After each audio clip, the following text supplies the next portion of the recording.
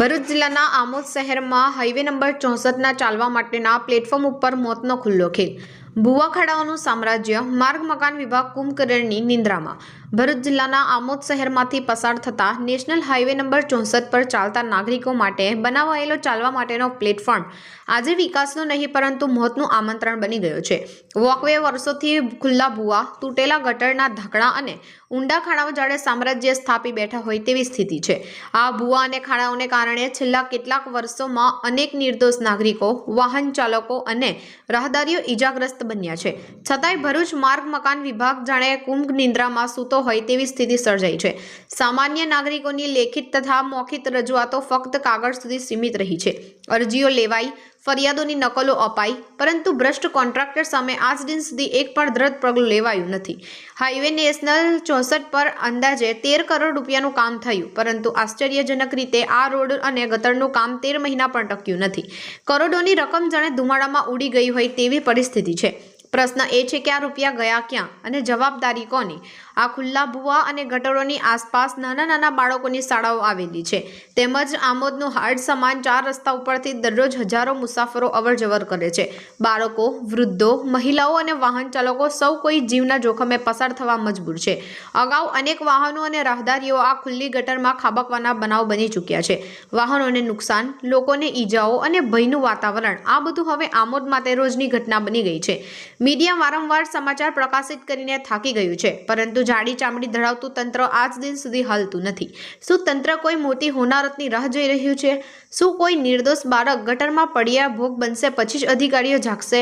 શું કોઈ નાગરિકનો જીવ જશે ત્યારબાદ જ તંત્રની જવાબદારી યાદ આવશે? આવા અનેક સવાલો આજે ભરૂચ માર્ગ મકાન વિભાગ સામે ઊભા થયા છે. અધિકારીઓ ઘણીવાર સ્થળ પર આવીને ખુલ્લા ભૂવા અને ગટરો જોઈ જાય છે, ફોટા પાડે છે, નોંધ લે છે અને પછી ઓફિસે જઈને બધું ભૂલી જાય છે. પરિણામે સમસ્યા ત્યાંની ત્યાં જ છે. નગરજનો સ્પષ્ટ શબ્દોમાં આક્ષેપ કરી રહ્યા છે કે જો વહેલી તકે આ ખુલ્લી ગટર અને ભૂવાઓનું કાયમી નિરાકરણ નહીં કરવામાં આવે અને કોઈ મોટી હોનારત સર્જાશે તો તેની સંપૂર્ણ નૈતિક અને કાયદેસરની જવાબદારી ભરૂચ માર્ગ મકાન વિભાગની રહેશે. આમોદના નાગરિકો હવે માત્ર આશ્વાસનનો નહીં પરંતુ તાત્કાલિક અને કડક કાર્યવાહી ઈચ્છે છે. નહીં તો આ વિકાસ ક્યારેય કોઈની જિંદગીનો અંત બની શકે છે. સુહેલભાઈ, શું કહેશો? આ ગટરની જે સમસ્યા છે કેટલા વર્ષોથી છે? કેટલા વર્ષોથી છે. અહીં અમે પાછળમાં ગયા છે. અહીંથી અમારે જાય છોકરા અહીંથી સ્કૂલના છૂટે એટલે બસમાંથી બધા અહીંથી ઉપરથી જાય. હવે અહીંથી 1-2 વખત સમસ્યા પડવાની સમસ્યા થઈ. હવે નગરપાલિકાને કીધી તો એવું કહે કે અહીંથી જાય એમાં છે.